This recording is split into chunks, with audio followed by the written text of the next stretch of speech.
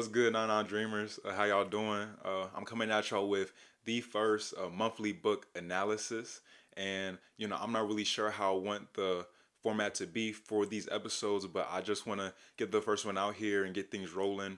But I do know that for this episode, I'm gonna highlight the first 8 books that started me off on my journey.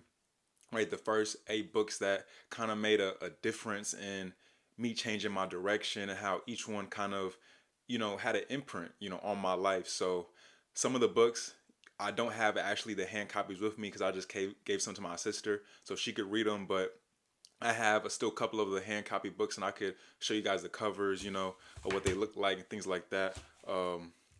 During the episode. But for each book, I'm gonna talk about certain takeaways that I took from each of the books and how those takeaways I could possibly implement into my own life or at least into my business in the future. Maybe. So I'll just talk about each one, and I will say that it's a benefit to read any type of book, right?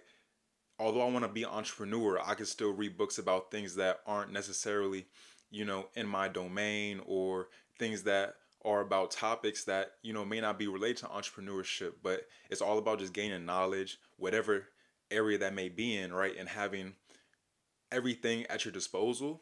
And who knows, you may learn something that you can possibly apply. You may learn something in the arts that you could apply to your business or things like that. So, uh, now I guess we can get started in the book. So the first book that I read that started me off of my journey, right, is How to Fail at Almost Everything and Still Win Big. And this is by Scott Adams. I don't have this book with me, right? I just gave this to my sister, like I said, but this was the first book that kind of got my mind more oriented to entrepreneurship. So I know myself, I knew as a kid I've always wanted to be an entrepreneur, have something of my own, be my own boss, be my own CEO. But it wasn't until reading this book that I kind of realized that more, and it took more of a hold on me. And it made me realize that it's basically what the title says. You could have all these endeavors, you can fail at all of them, but is every experience that you gain from these failures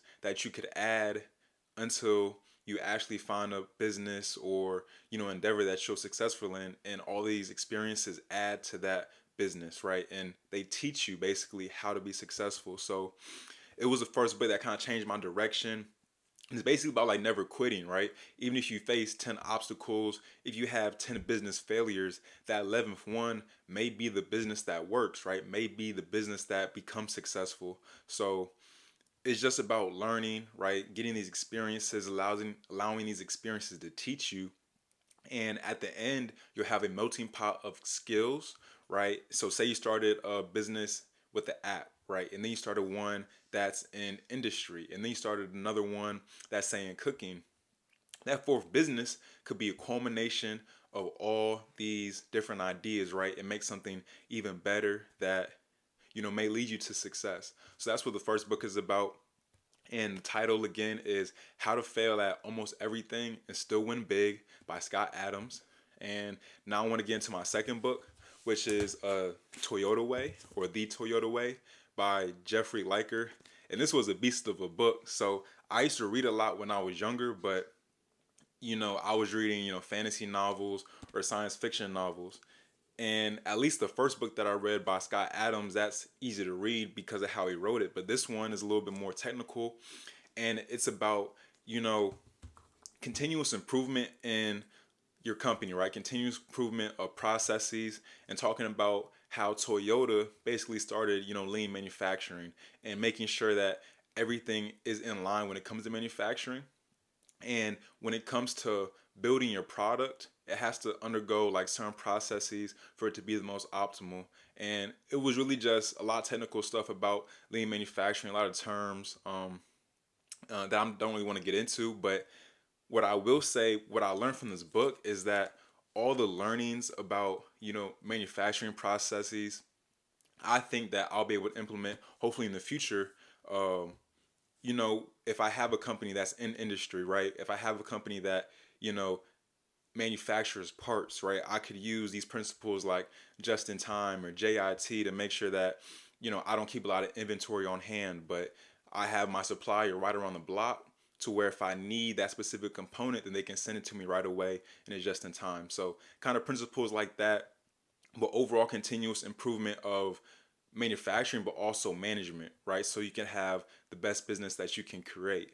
And then that was my second book, right? That kind of led me on this path. So my first one was more so a mindset book, right, about how to fail, and the second one was more technical. So I kind of got a mix of both, and I think that was great for me. So I didn't get into the groove of only reading, mindset books, but I can read more technical books and still, get takeaways from these books as well. And then the second book that I read was Strategic Thinking, right? It's a little skinny book, right? This was, a quick read, a light one, but it's just about, how to be strategic in your business. So basically just thinking in steps. You can't be strategic without thinking in steps, right? That's the only way you'll be able to set posts, right, in the future, and then have attainable goals that you can reach, and you'll reach these goals step by step, right? And it's about having a continuous thought process throughout your business cycle. Even if you already started implementing a strategy, you still have to continually think about that strategy, and how does that strategy impact your future steps moving forward. What happened or what has happened in the environment that may affect your strategy. What about your competitors? And also, you just need to take guidance from your team, your leader, but even stakeholders. So say you have investors in your business, you need to listen to them for guidance, but also so they can have input, so at the end of the day, you guys can have a coherent organization where everybody's opinions matter, right? And everybody's opinions are weighed, right? Because everyone's voice is important and can bring different perspectives into the whole. And just also, never underestimate a business. So that was the big thing about strategic thinking, is that although it's a small book, there's like 120 steps in here just about being strategic and tips and tricks. But it's about, you can't underestimate, your business, no matter how small it may be, no matter how big it may be. Nothing is easy and everything takes thought. So that's the third book, Strategic Thinking by Andy Bruce and Ken Langdon, all right, that I want to talk about.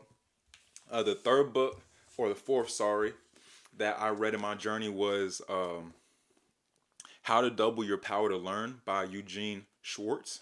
If you guys can see it, there's no like cover on it or anything. It's kind of plain, but this was a pretty simple book for me, and it was just about, tips and tricks about, how to study, how to build up your arithmetic, how to build your, your English knowledge and your vocabulary. So for me, that was the biggest thing for me, is just realizing that in order to be successful in learning, it just takes preparation, right? Proper preparation and repetition, and be very detail specific to get those ideas ingrained in your head. And the biggest thing for me is just building my vocabulary, right? So that's something that I've added to my daily tasks, where I look at vocabulary, every single day, and try to, build my vocabulary so in the future, I understand what things mean.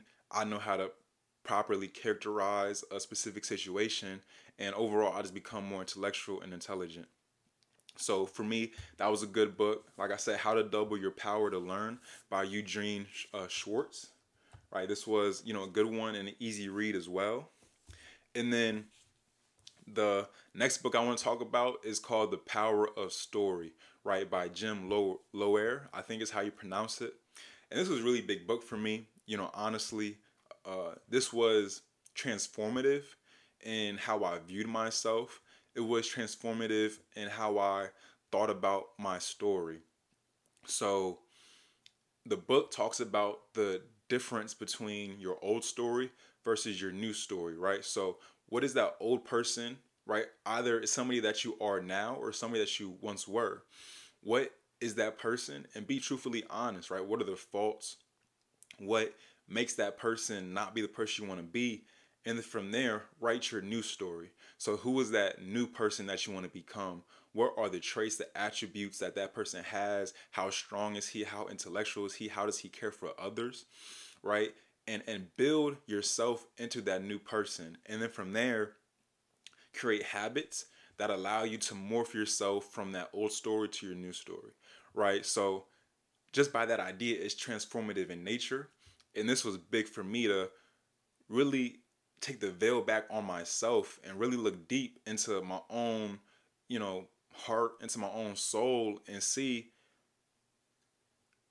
the raw self of who I was, right? And then make a change and become who I would like to be, right? So that's a really good book. I don't have that hard copy, but it's called The Power of Story by Jim Lower. And then the next book that I want to talk about is What They Don't Teach You at Harvard Business School, right? This is kind of a blank book as well. Maybe if you guys could see it, but I don't know if it's focusing, but What They Don't Teach You at Harvard Business School by Mac McCormick. And, you know, this was a good book as well, just to read it and talk about business principles. You know, how do you react in negotiations? How do you get the upper edge in negotiations? How do you build relationships? How do you line up your daily tasks, you know, and just business things like that, tips and tricks. Like the title says, things they don't teach you at business school, things you would only learn by doing the experience yourself. And, you know, some things that I learned from the book are just like write down stuff, be intentional with your schedule, you know, pick clients that are good people first. I think that's was really interesting. Be confident, but also be humble. Play and find your edge, right? Not to be manipulative, but to use your advantages, right? Use your own personal advantages, right? And play to your edges. And then just the basic things are like knowing your competitors and knowing your friends. But it goes into a good description and uses like anecdotes from himself, the author, you know, about certain instances when these occurrences happened, right? And where he could use these tips and tricks. And then the second to last book that I want to talk about for this episode is called Strengths Based Leadership. Right here, Strengths Based Leadership by Tom Rath and Barry Conchie. And this is a good book for me personally because it talks about finding your strengths, right? And identifying what that strength is, and how, you know, a really effective leader isn't a leader that has every single strength in the book, isn't somebody that can talk well, that is technical, you know, that fills the boxes. This book says that the best leaders are amazing in their respective areas, right? They may be an excellent communicator, and maybe they might fall a little bit on the wayside of the technical side, but they use their strength in communication to be effective leaders. And it's not to say that they're not good or, you know, coherent in other areas, but it's the fact that they have one area that they truly excel in. So this is one of the books that I'm still trying to get my own personal takeaway from it. I still don't know what my specific strengths are. I'm still trying to identify that. You know, I can think of some, but at the end of the day, I'm not sure yet, right? So I still have to undergo some self-discovery and some investigation into myself, into figuring out what my strengths are, and then how do I apply that to my entrepreneurship journey, right? And I think that was kind of the biggest lessons from this book. And like I said, it's called Strengths Based Leadership by Tom Rath and Barry Conchie. And the last book that I read, I don't have it either, but it's called Good to Great by Jim Collins. And this is about building a company, right, that has been mediocre, you know, for years, and how does it become great, right? What are the steps to becoming great? And it kind of lined out of a couple, I think it was like 5 principles in the book that a good company could use to become great. A couple of them was like first who, then what. That was one principle, and that means that you bring the team in first, right, before you decide what to do next, right, how to move forward. The second idea was the hedgehog concept, and this means to focus only on a couple things, or just honestly one thing that could be your company's competitive advantage, right? A company comes into trouble when they try to diversify their portfolio and be excellent at multiple things. Your excellence needs to be derived from a singular thing, and then from there, off of that success, maybe could diversify, but its main focus should be on that one, you know, area of excellence. And it's basically just about, building from mediocre to great, right? And that's what that book was about. And it was a good read, something that I could possibly, implement in my future endeavors when I actually really try to build a big business, with employees and things of that nature. But it's a good book, right? And it's called Good to Great by Jim Collins. So those are the first 8 books that I want to highlight. I still have a lot more that I've read, but I think this was a good introductory episode, and it'll allow me to at least to get a grips on how I want the format to be, and as we can get better. And I think I want to end it just like my entrepreneurship journey episode. So let's get it. Go and achieve your 99 dream. And it's 99 dream because you are going to achieve your dream. And it would be 100%, but nobody's perfect. So you're going to achieve 99% of that. And let's go and let's get it.